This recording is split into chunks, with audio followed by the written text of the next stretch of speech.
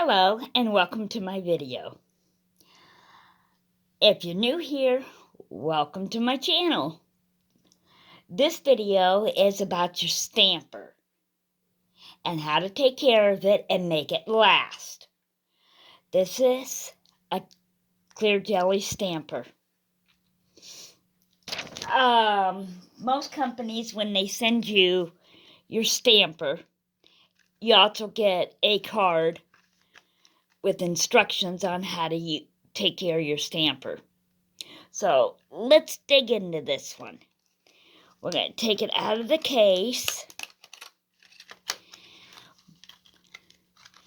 And, okay, put that off to the side. You got your stamper. And most stampers come with its own little card. And this one here is from Clear Jelly Stamper. Most stamping companies send a card, scraper card, and instructions with it. So, most people, they get their stampers out and they're admiring it and they take the lid off and they're checking it all out. You get an extra stamper. Now, when you have that extra stamper and you're not using it, always put your lid on it. That way it'll keep your stamper nice and clean and dry. And here's your little stamper. And most people, they get the urge, ooh, they want to touch it. No, you don't want to do that. Never, ever touch your stamper head with your fingers. You have oil and all kinds of stuff all over your fingers. So when you touch that, that's automatically going on that stamper head. If you must touch it, use a glove. I always use a glove. So we'll put the gloves on. And we will put the gloves on. Okay, now you can take your finger and touch it. And squeeze it. Never do this without a glove. So, and you can remove it if need to be. Always, when you go to touch this, always you have gloves on.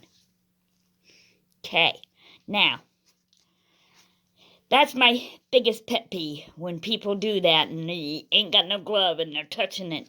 And then they wonder, oh, my stamper ain't picking up anything. This is why. You never, ever touch your stamper without some gloves. All right. Now, another thing that you don't do is you keep the acetone. Do not use acetone on your stamper head. These are silicone. They are very delicate. Never use acetone. Never use alcohol on your stamper head. That will dry it out and crack it. Now, if you need to take that out, you can. Never use acetone on this to clean. Most people get nail polish on it. Do not use acetone to clean it off. These are plastic casings and they will melt. The acetone will chew them up. And then when you put the lid on it, the lid will stick. So never use acetone. Keep acetone and that away from your stamper. And another thing, these stamper heads do not need primed, so you don't need to use a filer do not use any buffers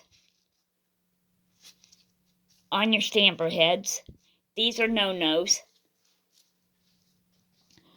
Most people have been using what they call magic erasers, like Mr. Clean. Do not use those. I prefer not to. Some have, but I prefer not to because in time these will cloud up the stamper heads in a shorter time. And if you want to keep it to last longer, don't use these. Some people go to the Dollar Tree and they get these. Don't use these either. These, I would never use them. I don't use them because they cloud up your stamper head and then you won't be able to see. So, however, there is a way to clean off your stamper, and that is with a sticky pad. Now, Maniology and a lot of the stamping companies are coming out with their own little sticky pads. As you can see, I'm getting kind of low. But I recommend these. Now, if you happen to run out, like I'm about to, I usually resort to a cheap lint roller that you can get at the Dollar Tree or get at Walmart or any of your stores carry them.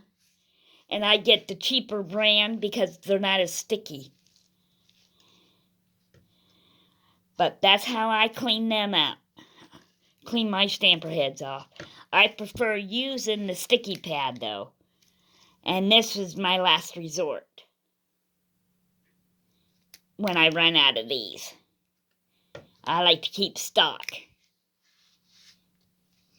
Now, if you still have trouble picking up images, there is one method to use, and that is some warm water in a little bowl like this, and a few drops of Dawn dish soap. Okay? Warm water, few drops, have your gloves, dip it in, wash them up, and then take construction paper and put your stamper head on there to dry, air dry.